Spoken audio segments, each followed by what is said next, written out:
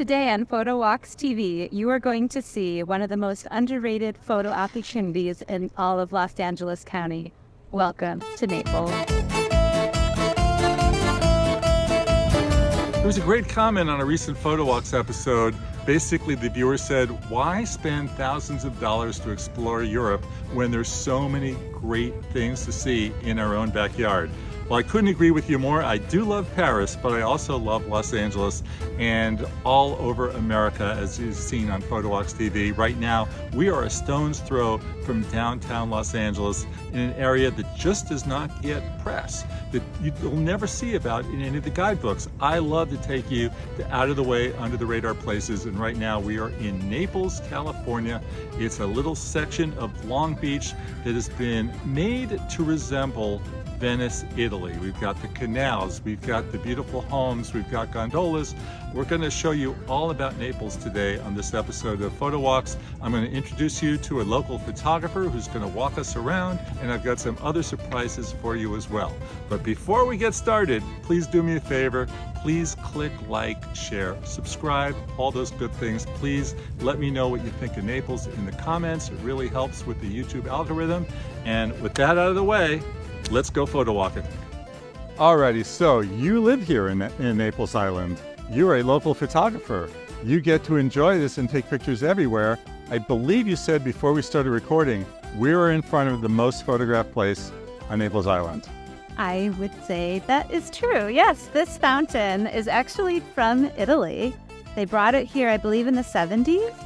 And since then, everybody flocks here, family photos. On prom night with the local high school, it's filled with teenagers, their finest. It's really fun. But isn't it a challenging portrait when you're standing in front of it and the fountain's coming out of your head? Funny you mention that. Yes, as a professional photographer here, I usually cringe when someone says, I want a photo by the fountain. Like, okay, because you have to make sure you're here at the right time of day.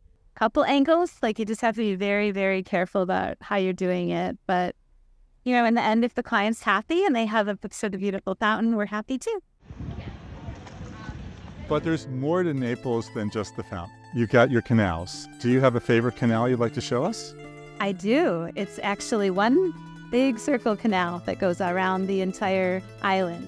We are on the canal of Naples Island, and it's this little hidden gem in Long Beach. Not many people know about Naples, and honestly, the residents prefer it that way, but I understand your purposes are different. Yeah. We have a lot of people that enjoy kayaking, paddleboarding, swimming the canal. It's just this beautiful circle. It opens out onto the bay, and we're in front of one of the most photographed people, if you will, on the canal, and that is Captain Morgan. So I'm going to ask you one big question. You mentioned swimming. Do I just go over here and jump in? Is it that simple? Or if I wanted to swim in the canal, where do I go? Where do you go? It's funny you should ask, because during the summertime, people are jumping off these bridges left and right, even though it says no jumping off of the bridge. And it is actually quite dangerous. So I would say don't jump off the bridge. You can usually knock on someone's door and they're all so nice. They'll say, yeah, just run down the dock, but ask first because you don't want to be trespassing. That would be the easiest thing to do. Otherwise, I would say rent a kayak, rent a paddleboard, and get yourself over here by your own power. So the 5 definitive photos of Naples Island. Oh, 5 places. Well, definitely the fountain is most popular with people. Captain Morgan, if you're on the water, you definitely got to stop and take a picture with him. And there are some lovely views of the bay and of the peninsula where there's sand. So I would say any side of the island, you can have beautiful, gorgeous photos. The holiday lights are gorgeous. Almost everyone participates lighting their homes.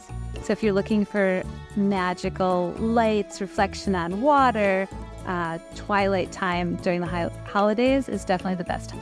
There is a tree down Naples Plaza Drive that is very famous for photos as well. It's one of these old trees with lots of nooks and crannies for people of all sizes to sit, not just little kids.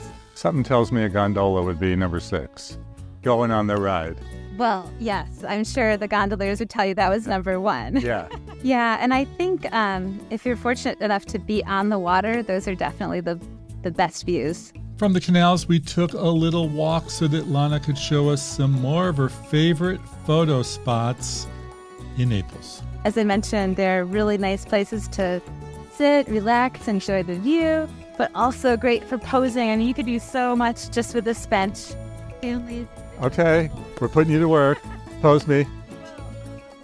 Okay. This, you could have the someone leaning like to this. And next it was down the way for that tree that Lana was telling us about.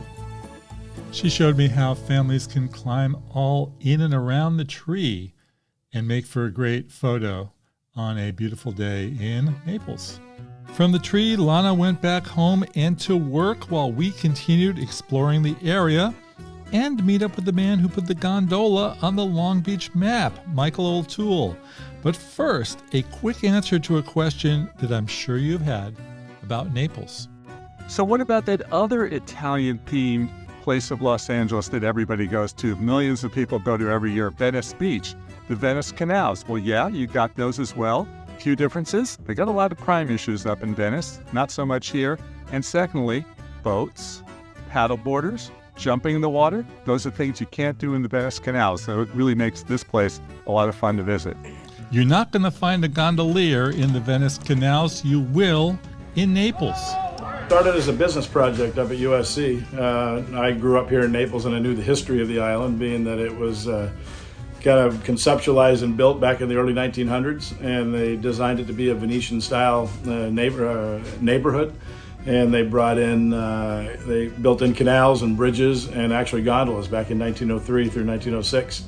And I knew that history, so I thought, hey, that would be a great thing to bring back in here. So I did it as a business project. And once I graduated, I went over to Italy and learned how the boats were built, and then came back and we built the beginning of our fleet right here in the bay.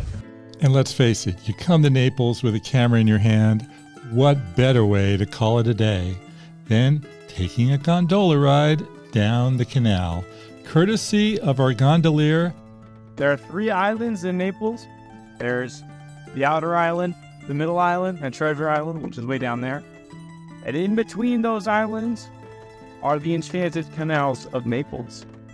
I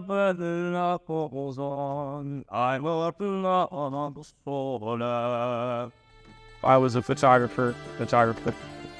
Oh, I'd go at sunset. Well, obviously sunset. I'd go on the furthest bridge.